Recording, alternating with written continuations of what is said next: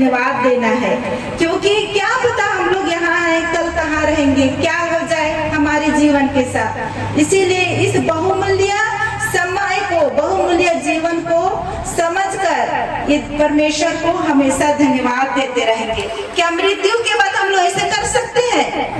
कदापि नहीं, कुछ भी नहीं कर सकते हैं।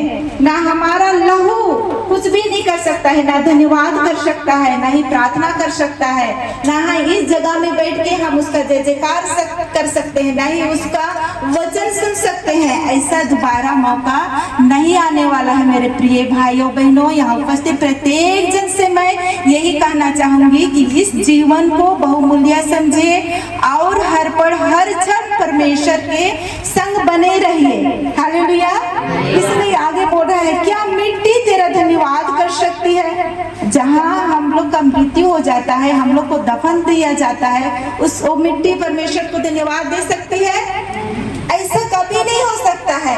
इसीलिए जब तक हम जीवित हैं, प्रभु में बने रहे, प्रभु संग चले, प्रभु संग उठे बैठे, उसको हमेशा अपना चीज, अपना समय को उसके लिए समर्पित करना है। हालेलुया।